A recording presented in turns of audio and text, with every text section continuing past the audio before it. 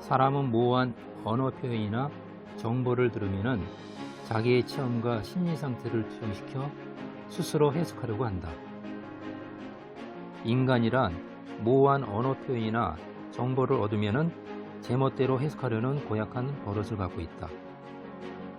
그럴 때 해석의 기초가 되는 것이 자기의 체험과 심리 상태이다. 영화를 보고 난 후 남성과 여성에게 이 영화의 주제가 뭔가를 질문하게 되면 서로 다른 해석으로 표현할 것이다. 그 사람 나름대로 가장 깊게 느낀 점이 특별히 드러났음을 볼 수 있을 것이다.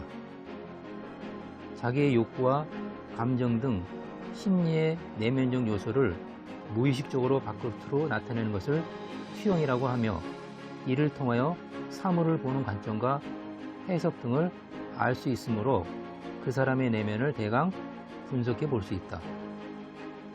예를 들면은 성격 테스트를 할 때 아무 뜻도 없고 일정한 형태도 없는 좌우대칭의 도형을 보여주어 그 그림을 보고 어떻게 해석하는가를 따라 상대가 스스로 모르고 있는 그 마음의 밑바닥까지 들여다볼 수 있는 것이다. 이렇게 모호한 정보를 받아들여 자기의 체험과 심리 등을 투영하여 해석하려 드는 인간의 습성을 이용하는 상술에 점이 있다.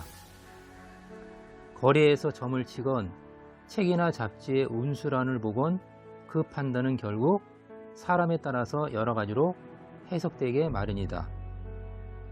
예를 들어 대인관계에서 실패하고 싶다는 식의 말은 상사와의 의견 충돌로 회사를 그만둔 일도 거기에 맞출 수 있고, 친구와 약간의 논쟁이라도 벌어지면은 그것도 대인관계 실패로 돌려 어느 쪽이라도 쪽집게라는 말을 들을 수 있지 않을까. 이 내용이 인간 심리에서 해석의 함정인 것이다. 사람들은 직접 전달된 정보보다는 얼핏 보거나 들은 정보를 믿기 쉬우며 그것을 다시 타인에게 전달하고 싶어 한다.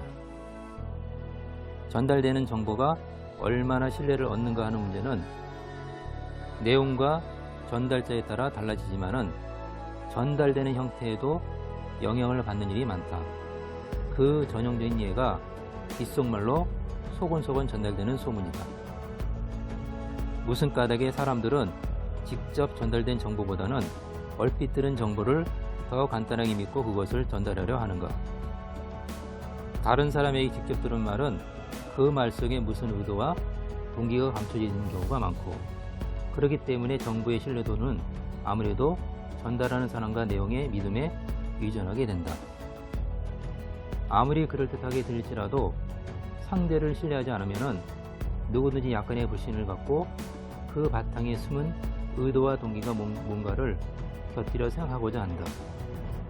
그러나 얼핏 들은 정보란 전달자에게 어떤 저해가 없으므로 의도나 동기와 같은 것은 문제가 되는 일이 없다.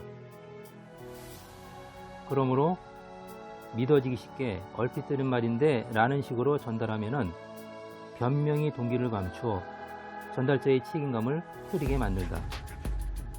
게다가 어차피 전달할 바에는 듣는 사람이 정말처럼 듣도록 전달자에 의해서 정보가 그럴듯하게 과장이 된다.